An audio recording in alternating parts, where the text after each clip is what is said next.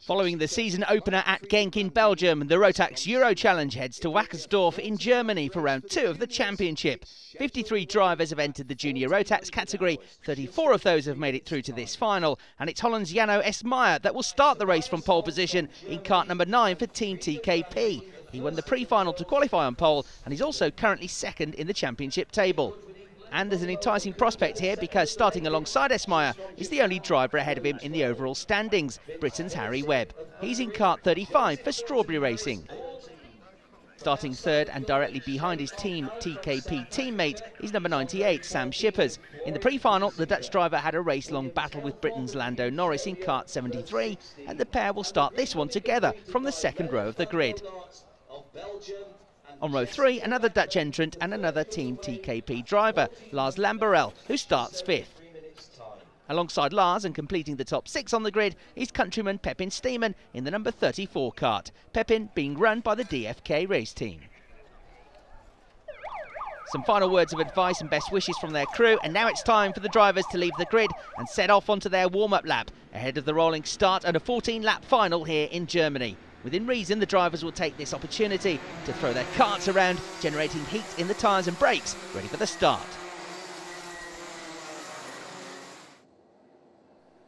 OK, then the field has been bunched up by the pole sitter, Janno Esmaier, to the left of your picture in the red and yellow kart. Harry Webb right next to him, and we're away. Esmaier leads. Webb hits the curb. Number 98, Sam Schippers, gets alongside him, moves up to second. Number 15, Lars Lamberel, is going with him, and 69, Ryan Anderton, is also through. And there's carnage behind at the hairpin as several karts come together. Let's see a replay. I think 38, Cem Bullock-Paisy gets a shove. That pushes him into number 7, Khan Onda, who spins. Several others get caught up in it, including 20, Nico Muller, 21, Connor Hall, and 25, Jack Bartholomew. 53, Guan Yu Zhu is one of the 2 drivers in the tyre barrier. Others take to the grass, and that's completely mixed up the pack. Lots of karts, nowhere to go, and that's a fairly typical chain reaction when you get karts running into each other down a tight hairpin in the first lap of a race. Number 20 at the back of this group is Nico Muller, and I feel a bit sorry for Nico because he's only at the back of the grid in the first place because he got shoved off the road in the pre-final. And now he's got caught up in all that mayhem. Right, up at the front, that looks like Harry Webb in 4th place. Indeed it is, so he's got a place back. 5th is Pepin Steeman, but then 69, Ryan Anderton, dives past at the next hairpin and goes through. But Ryan must have lost a couple of places when we were watching that replay because initially he'd moved to 4th ahead of Harry Webb. We're already at the end of lap 1, and so it's been a poor start for championship leader Harry Webb. But look how tight this first turn is. If you're on the left-hand side of the grid, as was Harry, it's very easy to get boxed in there. Exactly the same thing happened to Lando Norris when he started 2nd in the pre-final. Speaking of whom, there's Lando in kart 73, behind the distinctive green helmet of Max Aitken. And he's dropped to 9th place, having been 4th, probably because he was stuck behind Harry Webb on the same side of the grid. So he's now working his way back up the order, following Max Aitken past a couple of karts.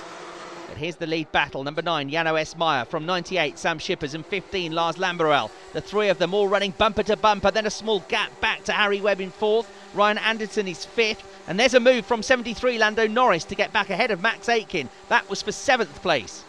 And there's more action just behind as Jan Jonk in the 40 kart dives past 34, Pepin Steeman, the Danish driver getting ahead of the Dutchman as everybody fights for position during these opening laps of the race. It's only a short sprint, so you can't afford to take it easy at the beginning of a kart race.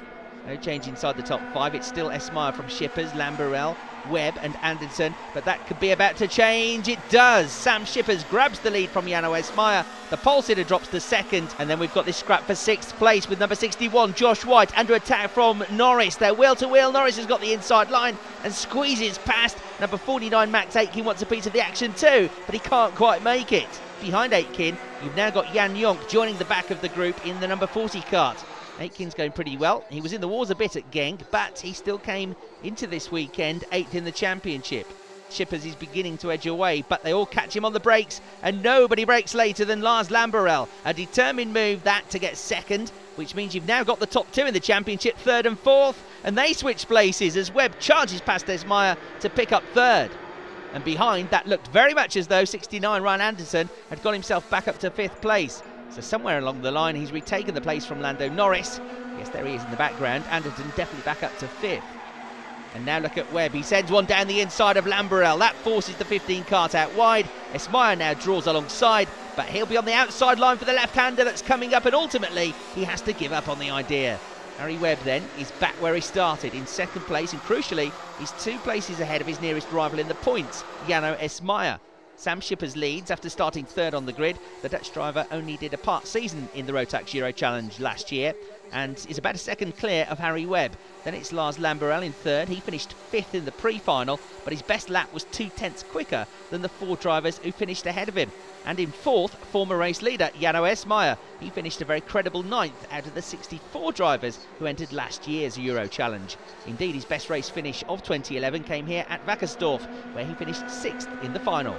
And now Harry Webb is taking the fight to the race leader. He's propelled his Tony Kart up to the tail of Sam Shippers, and already Webb draws alongside. Lamberel sees what's happening and he dives in too. Webb's got the lead. It's tighter for Lamberel, but yes, he's made it. And quick as you like, Sam Shippers drops from 1st to 3rd in the number 98 kart. And the lead quartet has almost been caught now by number 69, Ryan Anderton, and 73, Lando Norris, the 12-year-old from Glastonbury in southwest England, who's driven brilliantly in what I think is his first ever European race weekend. Change for 3rd as Esmayer pounces on Shippers at the hairpin. But they bang wheels, Anderton loses momentum, and Lando Norris is gifted 5th place in the number 73 kart. And you can see the rollers on the back straight as the circuit rises and then falls again. There's number 9, new 3rd place man Jano Esmayer, trying to tuck his head behind the steering wheel to improve the aerodynamics. Shippers has a look into the right-hander, but almost gets his nose chopped off. And that will give Norris a run on him, going towards the hairpin. He whacks the inside curb, has to fight the wheel just to make the corner. And with a tidier exit, Shippers holds on to 4th. That does at least help Ryan Anderton to get back on terms with them after his wheel banging incident on the previous lap. The top 3 have now broken clear with a gap back to 4th, 5th and 6th. And leading that second group of karts now is Lando Norris. That past tense he had managed to find a way past, but that was Shippers reclaiming the position at the first hairpin. Behind them, Ryan Anderton isn't close enough to get involved, and then a couple of places back, Max Aitken is at the head of a long line of karts in 7th place. 5 laps to go, and it could hardly be tighter. The race leader adjusts the carburettor, controlling the mixture of fuel going into his 2-stroke engine. But he's about to lose control of this race because Lars Lamberel has decided that he's going to take charge. Lamberel becomes the 4th different leader of this final. But now Webb forces his way back in front. Esmayer follows him through, and Lamberel seemed to slow quite a lot there. The replay may reveal more. Webb dives in at the last moment, rides the curbs, understeers through the corner and pushes Lamberel out onto the grass. Hard to confirm if there was any contact, but the gesture from Lamberel suggests that maybe there was. Well, both of these drivers have been down the order in this race. Webb was 5th on lap 1. Esmayer dropped to 4th after a few laps, and now they're fighting each other. Esmayer regains the lead. Webb didn't fight too hard. Maybe he's thinking there's still plenty of time left in this race. Maybe Webb would rather play the hunter than the sitting duck going into the closing stages. There's certainly a bit of clear air between the top 2 and the rest of the field now. Looks like Lamberel has recovered to 3rd after his grassy moment. Shippers and Norris are disputing 4th, and for now it's the latter who wins the argument. There's a very real chance Norris could get a podium on his debut here, which would be quite something. Anderton still runs 6th in the 69 kart, but he's now got the Green Hornet buzzing after him, Max Aitken having been busy closing the gap over the last couple of laps. Meanwhile, look, the top 2 have switched around again. While we were watching the battle for 4th, Harry Webb has managed to get back ahead of Jano Esmayer. So Harry is clearly more than happy to take the lead. He may have also been spurred on by a quick glance over the shoulder, which would have told him that Lamberel is starting to catch the top 2. There really has been very little to split these 2 over the course of the day. They finished just 1.2 seconds apart in the pre-final, and here in the final, either one of them could walk away as the race winner. As they hit the brakes for the hairpin, the inside line is blocked, so Esmayer takes a look at the outside line. That's not going to work, but here's a move that does. Nice and straightforward, and with that, Lando Norris is headed for the podium. At least he was. The young Brit now loses the place at the very next hairpin as Lamberel charges back into 3rd. Well, it doesn't seem long ago that the top 2 were clear of the pack.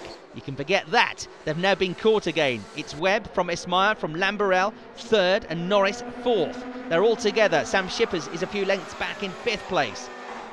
And it all kicks off at the hairpin. Esmayer's through. Webb runs wide onto the grass and he loses not just 1, but 4 places. Let's see it again. Esmayer brakes super late, but it's a clean pass. Then Lamberel tries to follow. He slides wide, takes up all the track, and Webb is forced off the road. Lando and Shippers both sneak past Lamberel, and that has massively shaken up the order of the top 5. And it might not be the only shake-up. Esmire leads, but the others are 3 abreast, and there's yet more contact, which will allow Shippers to storm through to second place. What exactly happened here then? Number 98 Shippers pulls alongside 73 Norris through the apex. They both drift wide. Number 15 Lamberel draws level, and then Shippers and Norris touched wheels, and they both bounce across the path of Lamberel, delaying the Dutchman. And that's the green and white cart of number 35 Harry Webb coming past, back up to 4th place for the championship leader.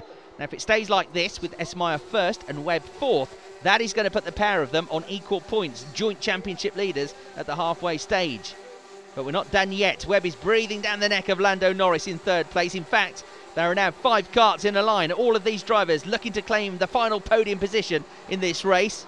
And just look how close it is. Webb almost willing Norris into the corner, but still he can't find a way through. The checkered flag, though, is going to fall to Jano Esmire as he wins round 2 of the Rotax Euro Challenge. 2nd place goes to Sam Shippers, while Lando Norris hangs on to 3rd and will therefore make the podium. Had a lot of work to do in the final, but he did come out on top. The very worthy winner is Jano Esmire.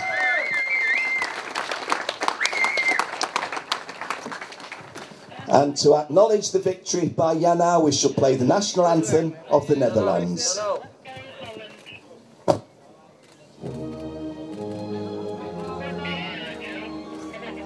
Third place driver from the United Kingdom, Lando Norris. Very well earned trophy. In 2nd place, driver getting better and better, Sam Shippers from the Netherlands. And as I say, the guy who shot to the joint top of the championship standings, the winner, Jano Esmire. If you want any personal photos, you can come forward and get them if you wish up the top. We don't mind. Okay, who's going to win the Got to get the tops off first, though, haven't we? Oh, well done. I think that makes it a little bit ugly. Oh, no, don't bully him. No, just because he's a good driver. Going to have to get used to this, Lando. Well, yeah, that's one way of getting your own back. Once again, if there's any person